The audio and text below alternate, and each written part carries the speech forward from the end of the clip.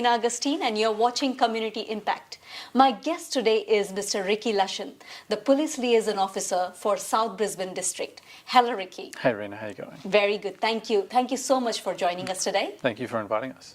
Ricky, I have seen you in many events, especially in Indian events. So what exactly is your role? Sure. So the way I like to best describe it to people is that the Police Liaison Unit is a specialist unit within the Queensland Police Service. Our role isn't necessarily law enforcement. Our role is to educate and guide the communities that we serve, and in turn also educate police about proper protocol and customs they should be aware of when engaging with our diverse communities. And so is that what you wanted to do? No, I actually wanted to be Prime Minister.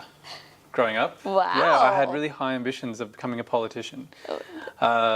Through my involvement with the Student Representative Council at school, studying politics at Griffith University, working for people within the government, I realised I think I might be able to aim a bit higher even. And so when the opportunity presented itself, I jumped at the chance of applying, and here I am today. Wow, and how long you've been doing this?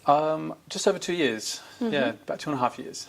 So Ricky, if I can put your role in simple words, is you are the one who connects the different communities together. Yeah, that's right. So we connect people with the police, and in turn police with our communities. We're not limited to serving our own communities. We have different ethnic and First Nations PLOs. And we all support each other just to maintain that respect and understanding between each of our different communities. And you were born and brought up here in Australia. That's right, yeah. I was born just over the border in New South Wales, in Murwillumbah, so go the Blues. I know they didn't do well last night, but I still need to say that. So I grew up in Murwillumbah. I did all my schooling there. I came up to Brisbane to go to university, so I went to Griffith University.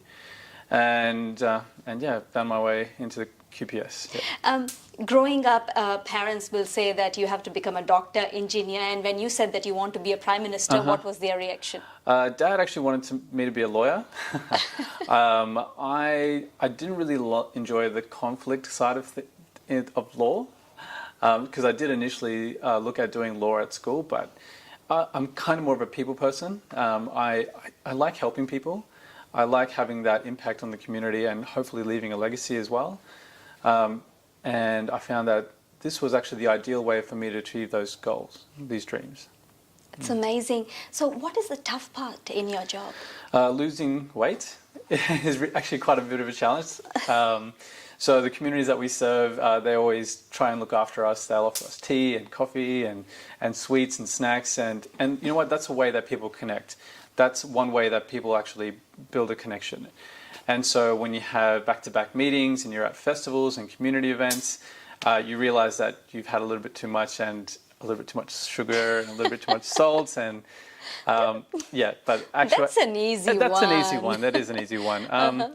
But in actuality, look, DV is the biggest issue in our community, and it's not just in our communities, it's across all communities. So when I see DV and when I assist frontline police with DV matters, it does sort of hurt, but I'm glad I'm able to be there to provide the support that's needed. That's really a good cause. Thanks. Wow, that's amazing. As you said, that DV definitely is one of the biggest problem right now. So during the pandemic, the COVID, did it affect a lot? Statistically, I think things still stayed the same. Don't quote me on that. I'll have to look at the literature. But look, there were calls for service because people are at home. The flip side of that is there was an increase in reporting of these offences. As people are home, the neighbours are at home, they can see things that are going on. And thank goodness people do make the call when they feel that it's appropriate to do so. And so, look, reporting to police is very important. So police can only know what's going on through reporting and intelligence, and people shouldn't be afraid about contacting police, even if they have suspicions that something may or may not be happening. At the very least, if they suspect that something is happening, they should be able to contact police without any fear.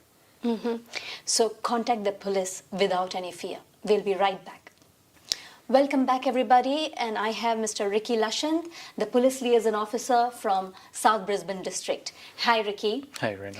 Ricky, if in the community there's DV, there's somebody who is going through problems, can they come directly and contact you?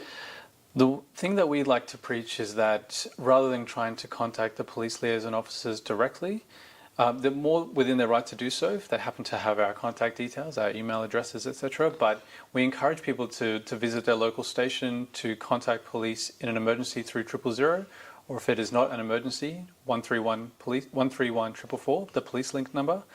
And if they're unable to call, they can always access those services online. Mm-hmm. Thank you so much for that. The one thing which I would like to ask you is, what is it that you would like to tell the youngsters nowadays? So to the young people out there, look, you don't need to be afraid of police. Police are here to help.